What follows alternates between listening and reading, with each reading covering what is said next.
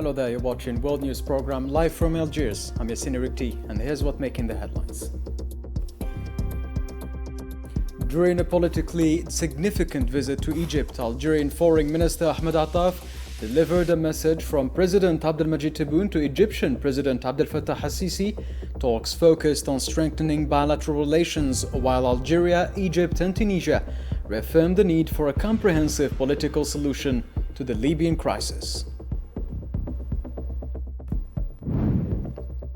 In developments related to the ceasefire between Washington and Tehran, US President Donald Trump said the United States will wait a few days to receive what he described as the right answers from Iran. Meanwhile, Tehran confirmed it has received the United States positions and said it is currently studying them.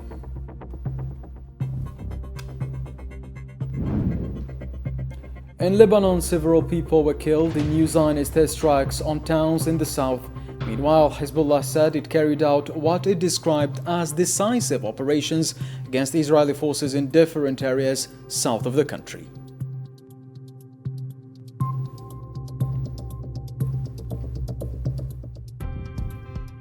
Welcome back to the details of our program. First up in our news, Algerian Foreign Minister Ahmed Attaf delivered a written message from President Abdelmajid Tebboune to Egyptian President Abdel Fattah al-Sisi during a meeting in Cairo on Thursday.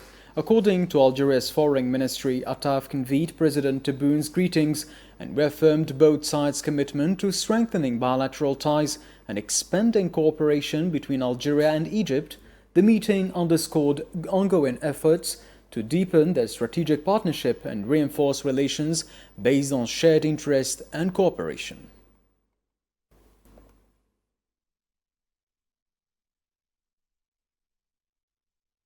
Algerian Foreign Minister Ahmed Attaf and Egyptian President Abdel Fattah al-Sisi reviewed the positive momentum in Algeria-Egypt relations during talks held in Cairo on Thursday. According to a statement from Algeria's Foreign Ministry, the meeting highlighted progress made since the 9th session of the Algeria-Egypt Joint High Committee held in Cairo last November, particularly in strengthening economic partnership in line with the ambitious goals set by the two countries' leaders.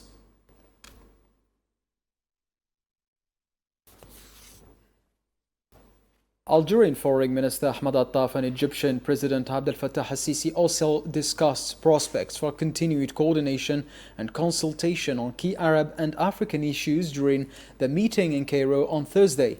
According to Algeria's Foreign Ministry, special focus was placed on developments in neighboring Libya in light of the ongoing meetings within the Algeria-Egypt-Tunisia trilateral mechanism.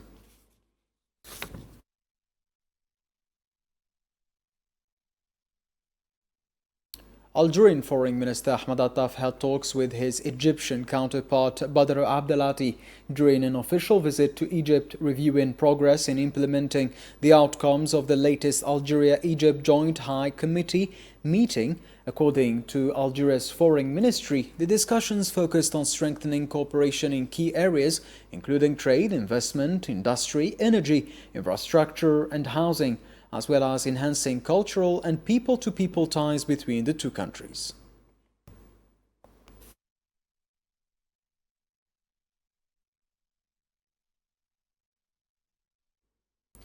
The trilateral mechanism of Algeria, Egypt and Tunisia reaffirmed that a UN-backed political solution is the only path to ending divisions in Libya and preserving its unity and sovereignty. After the meeting in Cairo, the three countries said talks focused on recent developments in Libya and efforts to advance the political process. They also received a briefing from Hannah Tete on ongoing UN-led efforts to resolve the crisis.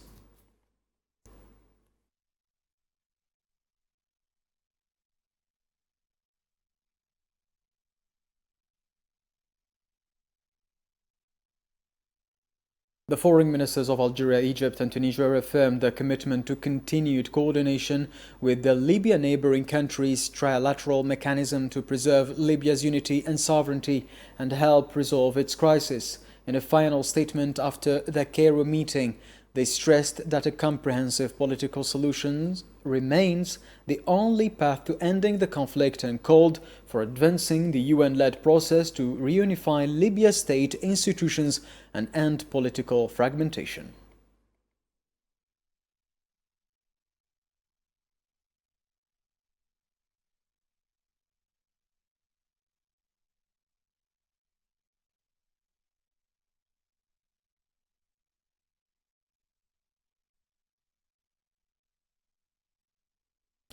The African Union's Peace and Security Council praised Algeria's role in promoting the UN resolution establishing the International Day of Living Together in Peace, citing its experience in countering terrorism and violent extremism. In a statement, the Council called on African members of the UN Security Council to hold annual UN events highlighting Africa's experience in peace building and coexistence. It also expressed concern over rising security challenges across the continent, urging stronger coordination among African Union peace, security and governance mechanisms and greater efforts to address the root causes of conflicts.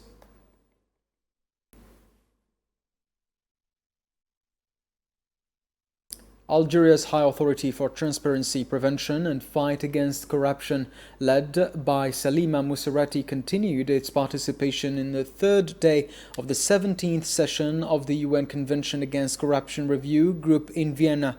According to a statement, Mousserati highlighted Algeria's progress in anti-corruption efforts, from ratifying the UN Convention to establishing the authority as a constitutional oversight body with broad powers. She also underlined achievements linked to strong political will aimed at strengthening the rule of law, good governance and integrity in public life.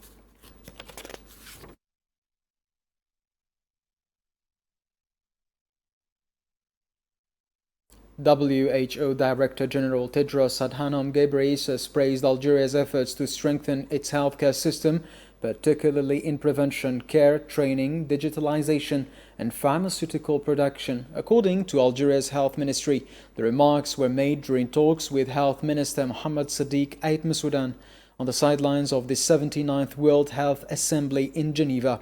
He also highlighted Algeria's growing role in supporting African health cooperation and promoting health solidarity across the continent.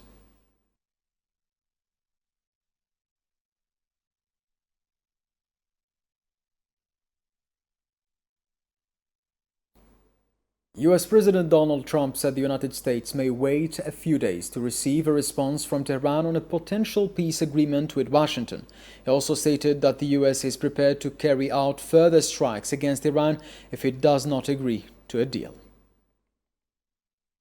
It's right on the borderline, believe me.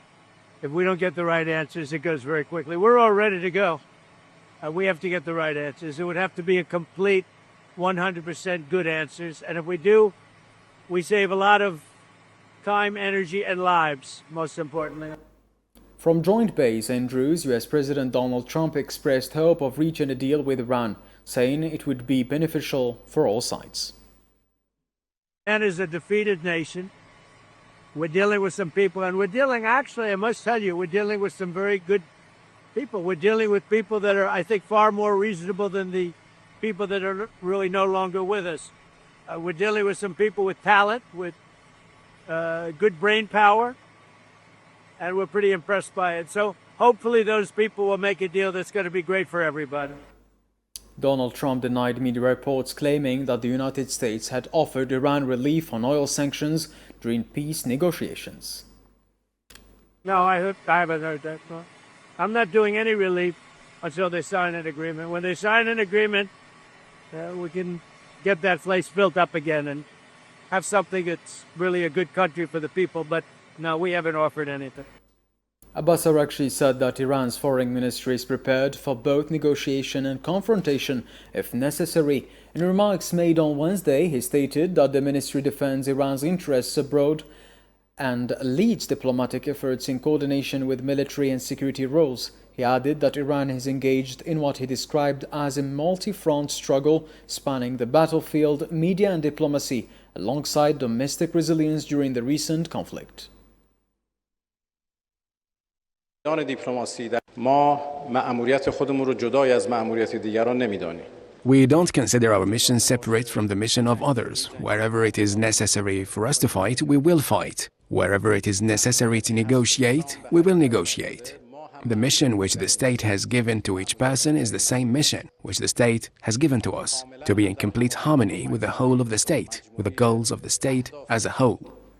Ismail Baghai said Iran has received the U.S. position on negotiations and is currently reviewing it according to Iran's official Noor news agency. He confirmed that Tehran has received Washington's views and is studying them carefully. He added that Pakistan has continued to mediate and convey messages between Iran and the United States, noting that several rounds of contacts have taken place based on Iran's original 14-point framework.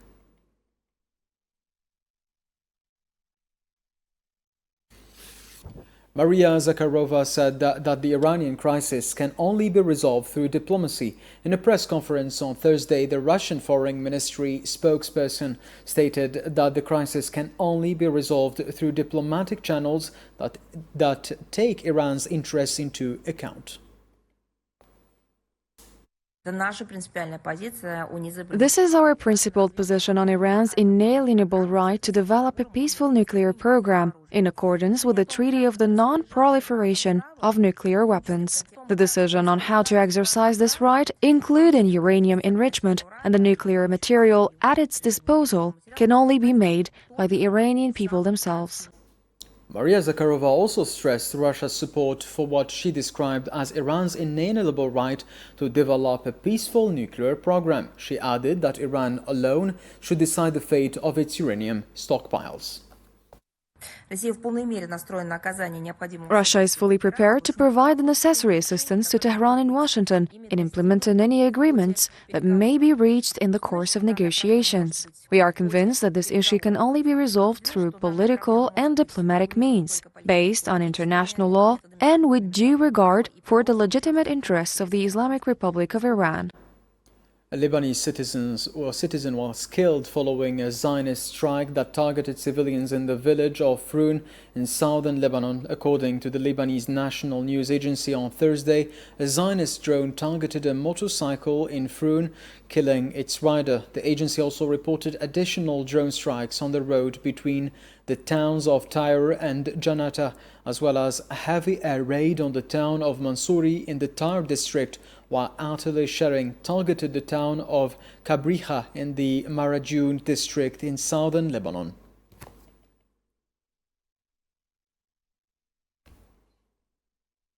Zionist forces carried out a series of airstrikes and demolition operations early Thursday morning, targeting multiple areas in southern Lebanon. According to the Lebanese National News Agency, Zionist warplanes struck the towns of Tibnin, Tula and Janata in the Tyre district, while large-scale explosions were reported in the town of Khiam.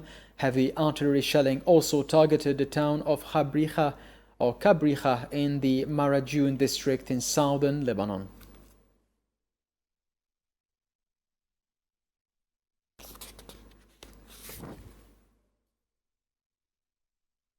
Lebanon's Hezbollah said its forces carried out several operations it described as decisive against Zionist positions in southern Lebanon.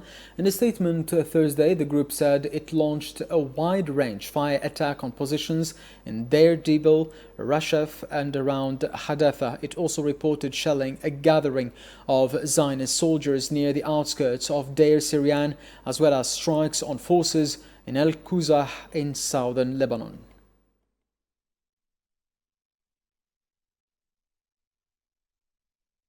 The Palestinian Ministry of Health in Gaza said the death toll from the Zionist offensive on the Strip has risen to 72,775 killed and 172,750 wounded since the start of the war on 7th October 2023. It added that hospitals received 2 killed and 27 injured over the past 24 hours. The ministry also reported that since the ceasefire on 11th October, the total number has reached 883 killed and 2,648 injured, in addition to 776 bodies recovered.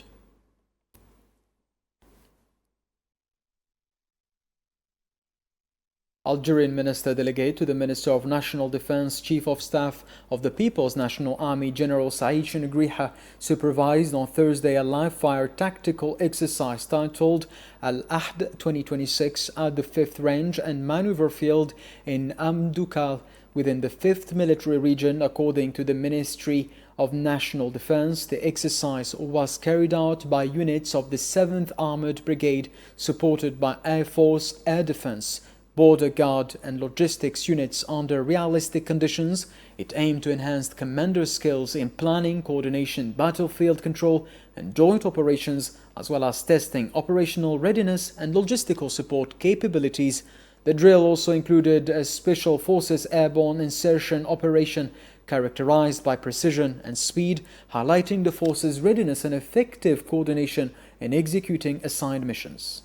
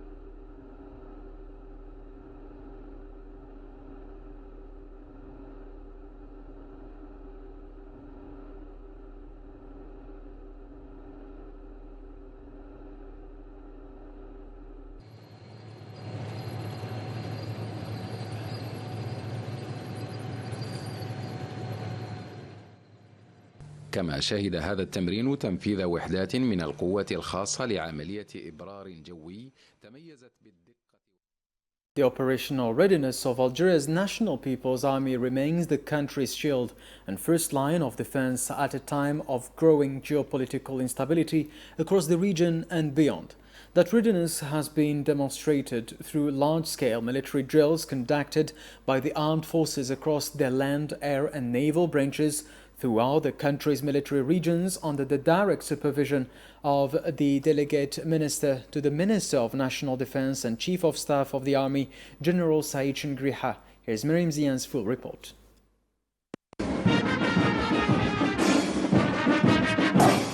As part of Algeria's strategy to reinforce its strategic vigilance and adopt proactive approaches in confronting evolving challenges, the National People's Army continues to strengthen its military capabilities and enhance its operational readiness amid the sharp geopolitical tensions affecting both the region and the wider world.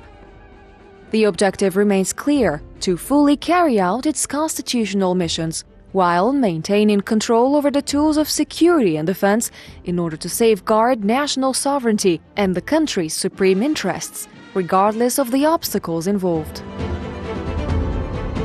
This approach is built on the understanding that constant operational readiness requires the rigorous and sustained implementation of combat training programs aimed at building a defense system founded on high-level preparation, operational efficiency, and comprehensive resilience. That vision has been repeatedly emphasized by the delegate minister to the Minister of National Defense and Chief of Staff of the Army, General Saïd Shingriha, during his field visits where he personally supervises military exercises across the country, on land, at sea, and in the air. From the Fahr 2026 drills in the 3rd Military Region in Bashar to exercises along the Eastern Naval Front in Jijel and the Al-Ahad 2026 maneuvers in Medukal within the 5th Military Region. The exercises were marked by a high level of professionalism throughout all phases, demonstrating advanced tactical capabilities, the expertise of military personnel, and the proficiency of troops in operating sophisticated weapon systems and equipment.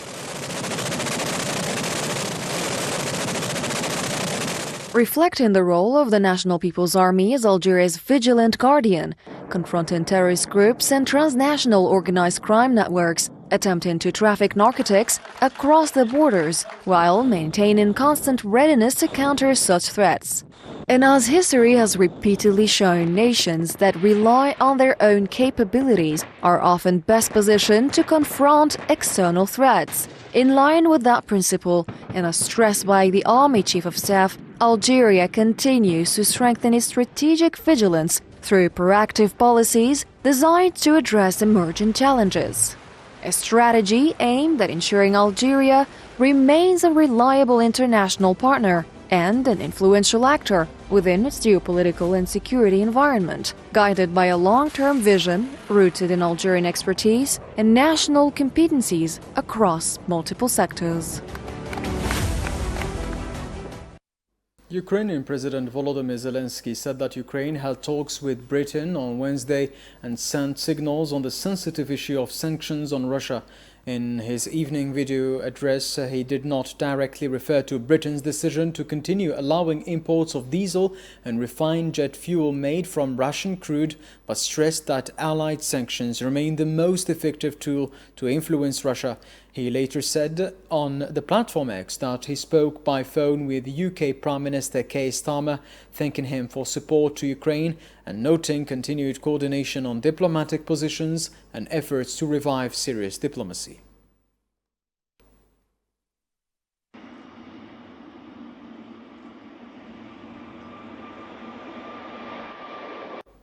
Russia accused Ukraine of continuing what it described as a path toward escalating the ongoing conflict between the two countries. In a press briefing on Thursday, it said the Ukrainian government was expressing satisfaction over attacks by its armed forces on civilians, including women, children, and the elderly, as well as residential buildings and social infrastructure, and also announcing what it called long-term sanctions against Russia.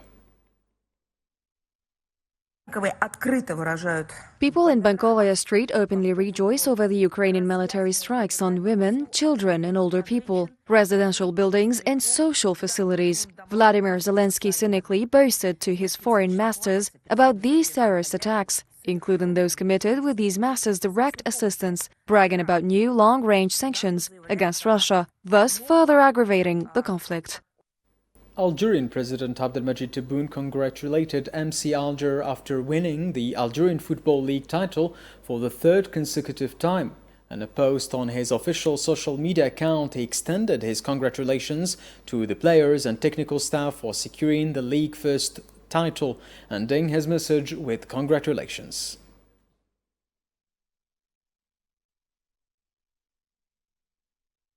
Algerian President Abdelmadjid Tebboune congratulated US Biskra, CR Intimushant and GS Elbiar on their promotion to the Algerian League Professional. In a post on his official social media page, he wished the club success in their upcoming journey in the top fight of Algerian football.